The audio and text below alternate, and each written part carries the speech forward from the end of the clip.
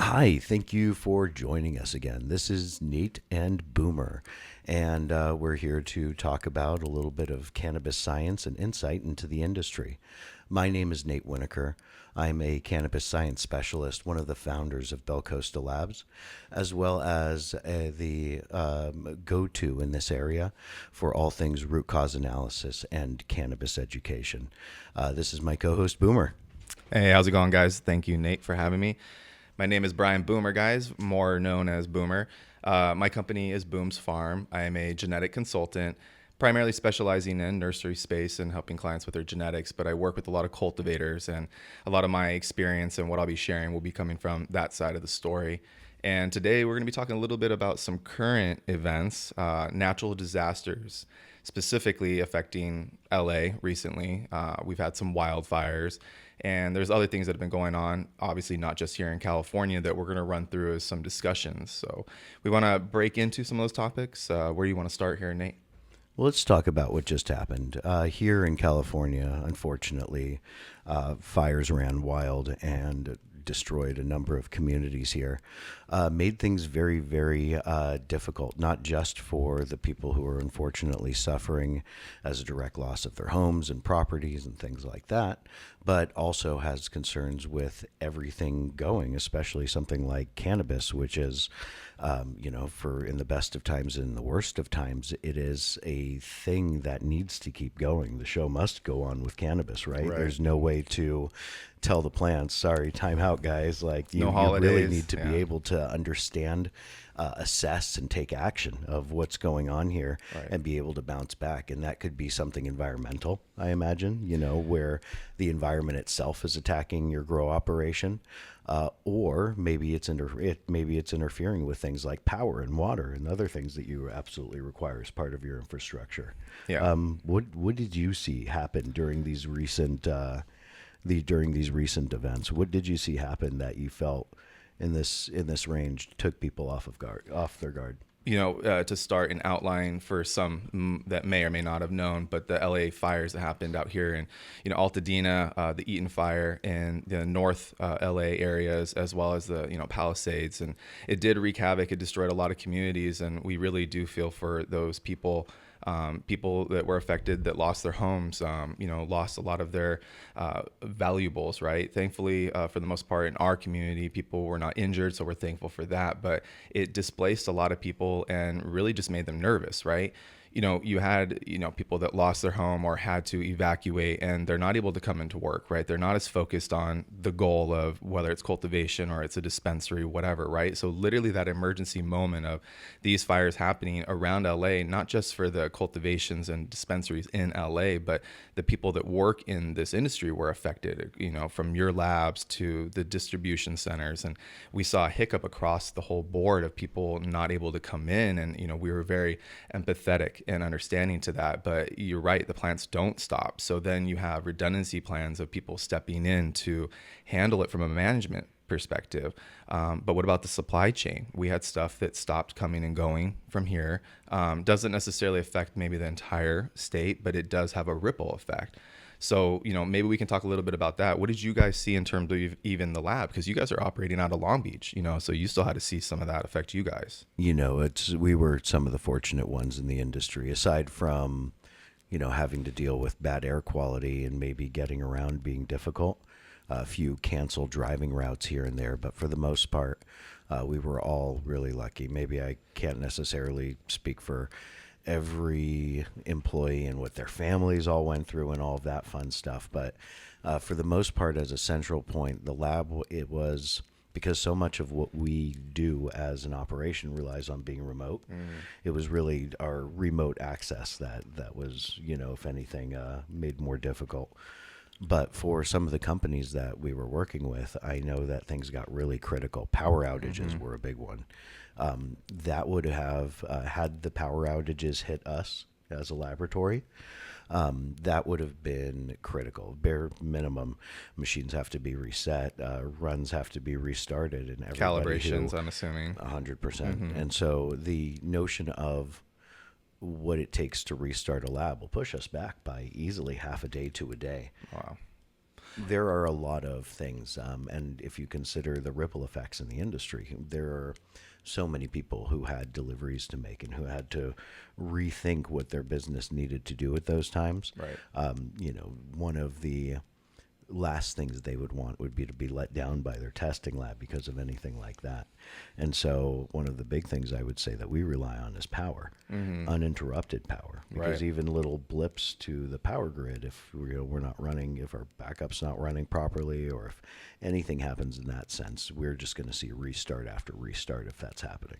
And the one thing I note with your lab is you guys are ISO accredited, and there's a lot of redundancies and good practices that have been put in place there. I can't say that's true with a lot of cultivation facilities.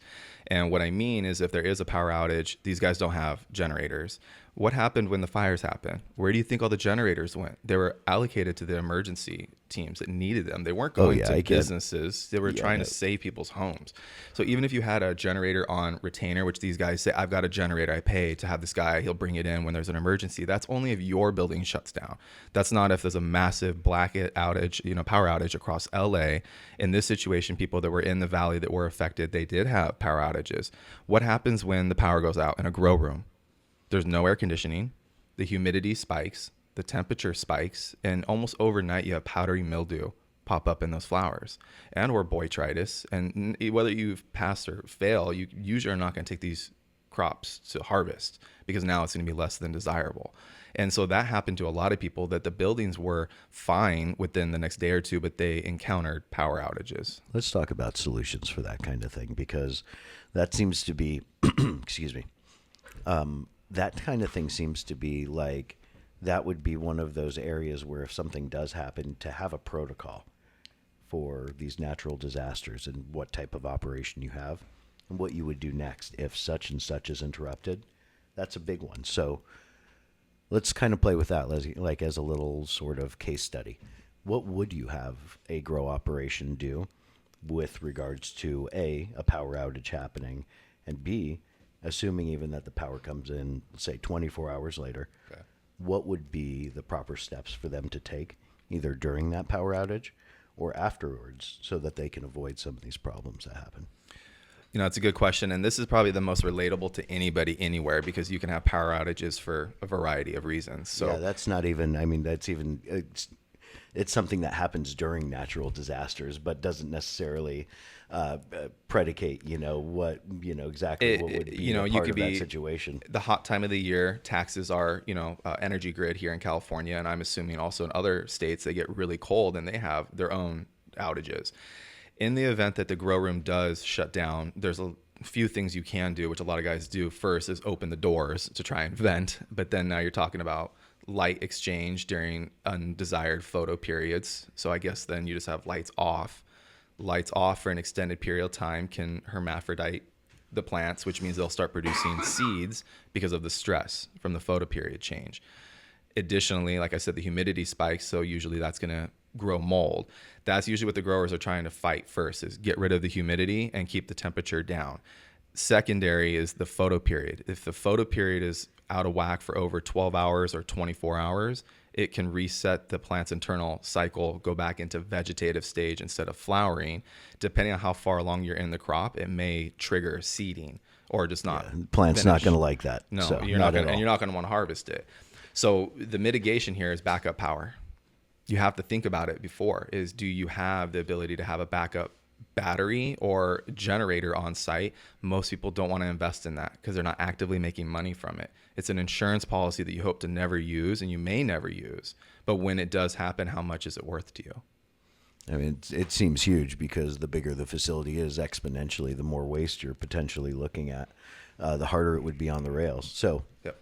let's say somebody calls you and they need help. See, they just had a power outage. There is no backup battery. Would at least, noting you want to be able to talk to them about not seeing too much photo exchange or,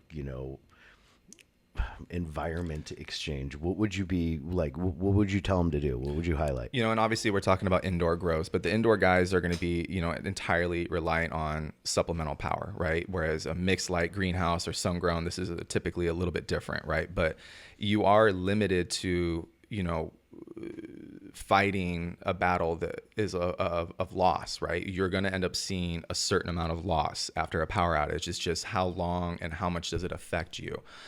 Some things I guess you could say is to use a foiler application, something like a chlorine-based spray that may be applied to the plants that can fight a mold and help prevent that.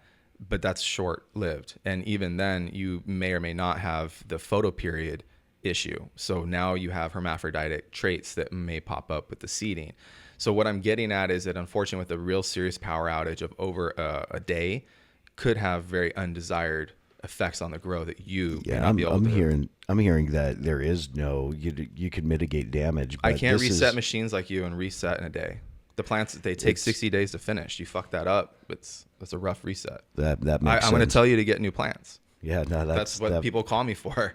That makes, I mean, that's terrible. But I mean, you always hope not to be headed off. If there's anything, it sounds like there needs to be a very healthy risk assessment done in that difference between spending money on batteries and or a generator, batteries or a generator versus, a expected level of reset and loss for if and when that happens. And that's interesting. I'm not sure if prior to these situations happening, if people are really going to be that aware as to the impact of these things. I could see why somebody wants to have some, big ass generator just at arm's length, but getting back to natural disasters, that's not going to be something that you can have.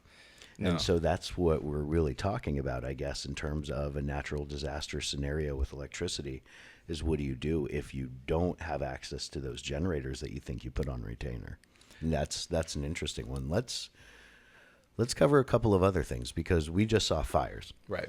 Fires obviously will lead to destruction of things like grow properties or of extraction or, any cannabis property, just like anywhere else. They'll interrupt power. Mm-hmm. I could see earthquakes also interrupting power, interrupting flow of people being able to get from one place to another. Right. What would you, I've yet to, unique question. I've yet to consider this myself. What is your thought for another major Northridge-esque quake if that were to strike SoCal? What would happen there? What would you think? Power outages, people not being able to get to where they need to go, of course. Yeah. Loss of life sometimes. That's I'm born and raised here, been through the Northridge earthquake and a lot of the other ones, and now it's kind of gotten to a point of, I would like to think that we have redundancy, right, and safety protocols in place. But the LA fires showed that the city itself was not prepared, right? That's scary to think. I have a feeling a lot of businesses are not very prepared, whether they're in the cannabis sector or not. If a real big earthquake happens and you're talking about road closures and buildings collapsing, and that's going to be scattered or in heavily densely populated areas, traffic and supply chain is going to be disrupted. Cultivation, of course, which I'm centric in, still has to somehow continue because these are heavily invested, operations. But that again goes to, is the raw materials and the power and the team available? So now you're scrambling and bringing in, outside team, or you're trying to outsource vendor materials, right? The same thing with if there is no power, and a lot of the times life and safety come first before anything. And yeah, of course, the buildings may or may not have been necessarily damaged depending on the area it's in, but you could see some serious impacts in a grow. I've had to drive to my facilities after a grow earthquake, and at the grow I had to see things falling over from, whether it's reservoirs or bottles that were on your shelves. It wasn't a whole lot of damage, but you still have to go and check it, because you could have leaks, you could have gas leaks. There's a lot of serious things that can happen in a grow after an earthquake. And, going back to like the wildfires, some of the secondary stuff people don't realize that is like the smoke, right? The lingering pollution in the air, it can affect the staff, the air intake for the air conditioning as well. There's a lot of little things that we haven't even seen what might be affected from this. And the earthquakes are another, roll of the dice. It's really, how does it affect your facility and your team individually? And that's what we saw with the fires. Was not everybody was affected the same, but depending on your direct, location, I guess, how much you might have been impacted in the traffic and everything. There was a lot that we had to go through. Oh yeah, it kind of pales in comparison to what SoCal just saw. But if I recall correctly, there were fires just within the last year out towards the desert. And I do recall some of those concerns. For instance, on hot summer days in places like Adelanto, there was the notion of course, you need to run your air conditioning, air conditioning nonstop. What they ended up running into was this concern where their excuse me, where their air conditioning would pull air from the outside and would be pulling in the smoke that was rolling off of the fires. Yeah. And so, the decision that needs to be made to either turn off your air and then spike the building to 120 degrees versus leave your air on and smoke yourself and the plants out, which no, of course you can't do that. Right. How would you even make that decision? And I guess that's part of the unfortunate reality is you can't. All you can try to do is mitigate damage in all of these scenarios so far. I didn't even think in terms of earthquake, the most obvious things. What if part of your infrastructure fell over? Yeah. Anything to do with watering, anything to do with your lighting could be insane. We know a few people that have had fires in their grows, right, from those HID lights, right, falling down. Those things could happen in an earthquake. If the lights are on and certain electrical things and water don't mix right, you could have a fire. And now you have a building fire on top of the earthquake. And you may not have a response team or be able to go in. And the commercial districts are our lowest priority typically. So we've even seen that with security responses. I'm not going to get down into the safety and security of these locations, but if you don't invest in cameras and guards and prevention and deterrence, you're open target, right, for thieves. So it's kind of the same thing with fire prevention and earthquake safety, making sure things are strapped down, anchored down. We do have code enforcement, so things that we use have to be anchored properly. But yeah, I think that there's a lot of worst case scenarios that most people are not trying to think about or put money into, and they're just crossing their fingers that it's not going to happen. Sadly, being born and raised here in LA, I've never seen anything this bad with the fires, and it really has just opened up our eyes that anybody can be affected. It could be LA, it could be any city. Most commonly up north, NorCal faces a lot of really bad fire damage every year. They have a bad fire season. It rips through NorCal in different areas, and that fire smoke damage causes a lot of damage on the crops. I recall one instance, it was along the root cause analysis lines where I was called to a major operation here in LA, where that was exactly what had happened in the scenario you mentioned before, where a light fell down, set fire to the table. To the table, thank you. It's plastic. And 100%, and it went down. It absolutely roasted that room and bordered on a few others. Smoke damage in the millions of dollars in terms of what was damaged. Or the remediation and the flower that all the rooms. I'm talking about the active. room remediation just to fix the room, let alone the flower was done. The flower was gone. The rooms all had to be basically in the middle of a working facility. All had to be torn out. Half of them had been affected. They had. We ended up running heavy metal tests to be able to see. We were able to determine aspects of the smoke damage that could be measured within heavy metals, and the insurance company that was involved, that was good enough for them in terms of being able to trace the smoke and the damage. And so we ended up using the opportunity to essentially plot various points across the operation with that smoke damage, so that we could help them fully understand the scope of the damage, specific in that case to the flower that was going to be needing to be thrown out, claimed on insurance. It's very interesting. And another thing too that I was thinking about is floods. Is we may or may not have a natural flood, but floods indoors happen from water leaks a lot. These guys have large reservoirs. Sometimes you guys leave the water on. I'm guilty of doing the same thing. I could talk on days on, did I forget to turn the water off? And I'm running back to turn it off and it's overflowing.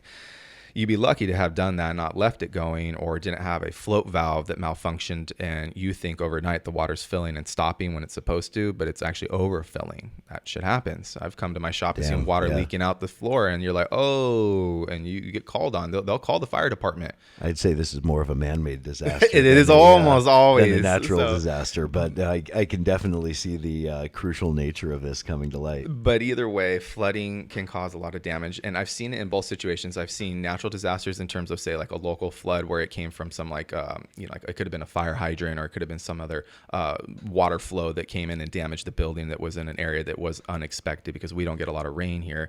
But this could be anywhere. I've seen greenhouses and sun-grown just decimated in the last couple of years when we did get heavy rainfall. And this is just in California, where it's not typical. There's plenty of other states that are going to be more affected by, say, flooding, whether it's going to be an urban building or, it's going to be greenhouse and sun-grown. But yeah, flooding is another natural disaster or man-made disaster that can really heavily affect a grow indoor or out, either way. No, I hear that 100%. Yeah, I hadn't thought of like flood conditions that could essentially exist within your own building, but of course you'd consider that, amongst the same things being damaged, right? Same concerns with if, with what you have to do to your operation if it does have to get torn out from there, and so on and so forth. You mentioned security before. Let's dive into that a little bit. What are the security concerns that you would have during these times with an emergency? Let's open it up slightly. An emergency as a natural disaster, an emergency within the building. What are the concerns? And hopefully nobody's going haywire, and this has to talk about like security concerns in response to some violence. Right. But this is cannabis industry, and I'd be kidding myself to say that never had happened, right? In outlining different security concerns, it's going to be scenario based. So I would say that there's a couple different things. Some of it is opportunistic, which I guess is natural disaster related, when a building is under duress, or the team has vacated or evacuated, and you leave the building vulnerable for attack. This is very true in the fact that residences had looting going on during the fires. So you can't sit there and tell me that a business, especially a cannabis business, is not a target. And we know in certain areas there are people who are insanely opportunistic towards cannabis businesses. If you're lucky, they're striking at night when nobody's there. Right. But even that is, just sort of the tip of the iceberg, right? So the commonality, without going down that rabbit hole, is Los Angeles, Oakland, a lot of cities, and this goes across America. There's groups that are well known for targeting cannabis facilities, and they go in at the middle of the night, typically with a group of 10, 15, or 30.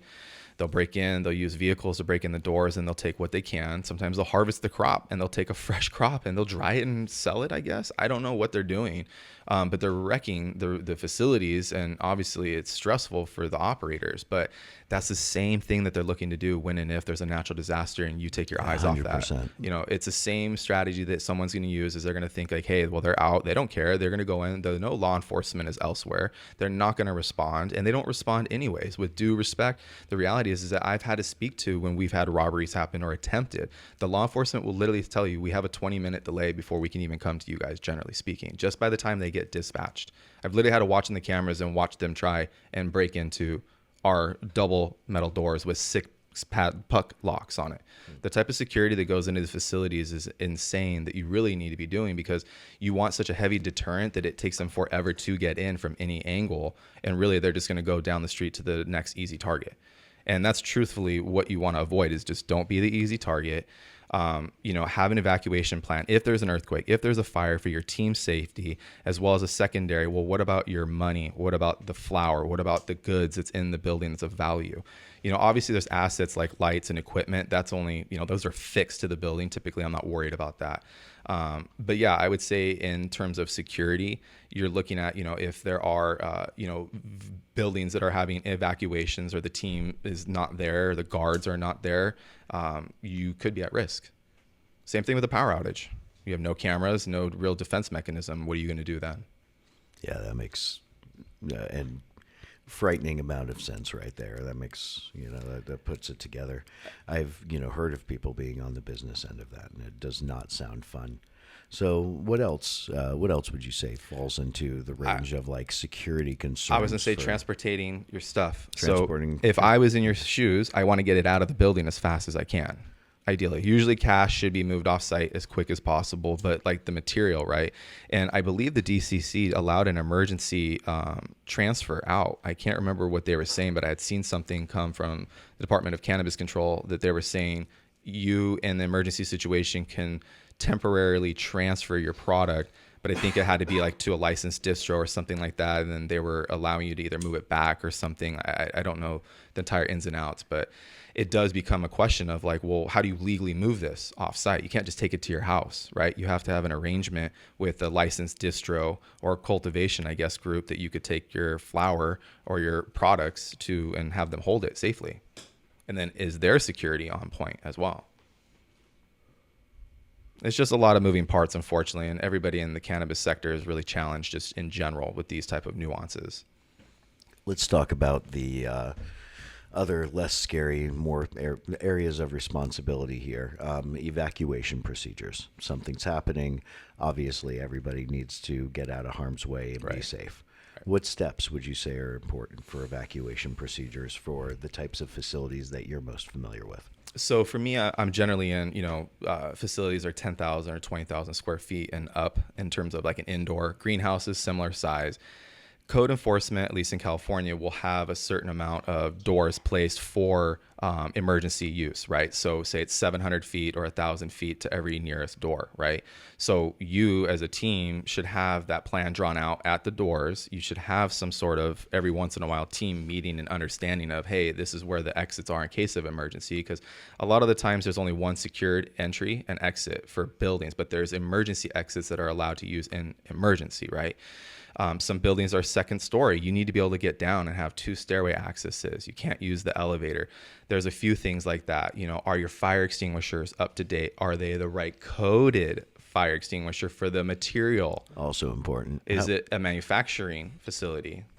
So I was thinking manufacturing and the various things like such gas lines that you have to cut off, right? That too. So what would you say would be in your humble opinion, what would you run for before fully evacuating the building? If that was it, what would you have to cut off or secure, or what would be an element of your checklist that you haven't yet shared? So manufacturing space is slightly a little outside of my scope, but with due respect, they have the fast release rooms and the extraction room. So if there was to be something like a fire, it's supposed to evacuate quickly, if I understand correctly. Assuming C1, electricity D1. is coming to the building still. Yeah, that is true. So in a manufacturing sense, I know that you have very little time to react, unfortunately. And so I would like to think if you had some time, you would be shutting off the gas lines and the things that would exacerbate the problem. If the place is engulfed, you're getting out. The same thing in a grow facility. Honestly, those things are replaceable. Get out. It's not worth you firefighting. Call the fire department. You have alarms. It's probably already been triggered. I've had alarms go off false from spraying in my room, and the fire department show up and say, hey, you can't have that. You need to turn off your fire alarm during spraying. Otherwise, we're going to fine you for coming out for those missed calls. So they'll respond properly. Just let them do their job and you get out. The thing that they don't want is more people trapped in the building that they have to go in after. That's what I'm thinking. It was the first thing you had mentioned was, making sure that the evacuation plan is accessible to your employees. I mean, managers are trained. Like I'm trained. I can do CPR. I'm OSHA. I'm fire trained, so I can extinguish a small fire, and I can read the labels, which nobody ever reads on the fire extinguisher, what it's actually rated for. That's not really required, though. It's just like a bonus. It's a bonus. But we went through that, yeah. just like OSHA 30 and stuff. Like managers have to be, but like training your team and having more people CPR trained or fire conscious, and everybody just having general basic, because when the power is out and it's smoky, you don't see the facility the same. And are those exit signs actually lit up so you can see how to get out? Like if you're new and you're not familiar with the building, you could be stuck. It's pretty scary thinking. I actually kind of ran into the idea of that the other day. I was just at an operation, 2 different sign-in lists that were mandatory to have filled out for anybody entering. Well, either one was mandatory to have filled out for people entering the building. Visitor log, which for cannabis and something so controlled, that's not really that much of a surprise. Right. You always see visitor logs. Yeah. Employee log, employee daily log. Specifically, I said, so what do you guys use this for? And they said, this is our checklist. If something catches on fire, this is how we know who's here. That's a good damn point. It's mandatory for every person to literally sign this checklist so we can make sure you got out of the building safely if shit hits the fan. And I think that that's important too. I mean, at the end of the day, we're always looking out for our team safety. There's a whole bunch of things that can go down the line, and we probably should do an OSHA discussion later. Things like pesticide use and handling, volatile substances and practices around scissors. There's so many things that you can get hurt in different cultivation and manufacturing facilities. No, totally agree. So in this last, part of, any damage or emergency or disaster type of discussion, you hope to see that point where you can bounce back and recover. Right. First step, I assume, assessment of damage and the amount of time it'll take for that, then on to repair, and then on to replacement or restart. Let's talk about those three things. Assessment of damage and time for from what you've heard of and what you've seen, what steps have gone into said, understanding of that? So, I mean, really bouncing back and recovering is going to be individual to everybody's situation, right? Your goals and the facility, and some of it may not be something you want to come back from. Sometimes it is something you have to walk away from. Financially, if you had lost a crop and or have more tenant improvements or equipment replacement that you already didn't have funding for and were crop to crop trying to pay, some of that can be very devastating and just close the doors for some of these guys. That right? would suck, but I could understand that. And hoping that that's not the worst case. Realistically, you're going to do an assessment of the damage, right? You're going to take a look at the room and go, okay, let's take a look. Was it flood? Was it fire? Was it earthquake? Those things are going to affect the rooms differently. So as you go through and you're going to look at, okay, what is damage? What needs to be replaced? And labs and manufacturing is going to be a little bit different in terms of the equipment you guys use, but there is going to be a lot of cleaning, filter checks, commissioning. Is it safe? The electronics, there's a lot of different things that have to be reset and checked and cleaned in general. In this case, the lab sort of has a weird version of advantage because anything that we're able to do in terms of fixing things brings it back to a chemical standard, something that's able to be studied to a very fine number. And so the ability to tweak something ever so to be just as it was before, at least we have the equivalent of like a key performance indicator. You know what I mean? Right. We know what we're getting to. We know what these machines are capable of. Or if a machine's damaged beyond repair, we know what we would have to do to then replace said machine. It's much more modular, a lot simpler in that sense to understand from the sake of working with instruments and what a lab would have to do with this. However, you got to consider though that there's so many like hybrid versions of things. Like, I mean, for instance, let's talk extraction, which neither of us currently work in, but those guys too. I mean, like, what if you did have something that seriously rattled your building in terms of an earthquake? How would you make sure that every last gas line and manifold and anything else is truly there?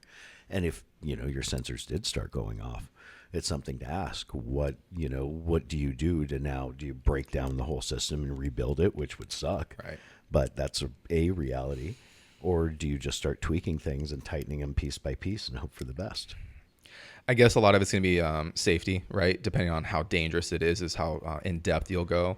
For me on the cultivation side, say it's a flood, right? Water is going to damage the lower portion. Sometimes that's mold remediation. Sometimes that's, equipment that's on the ground replacement, but it may not damage the air conditioning or the dehumidifiers. They're up and the lights up top.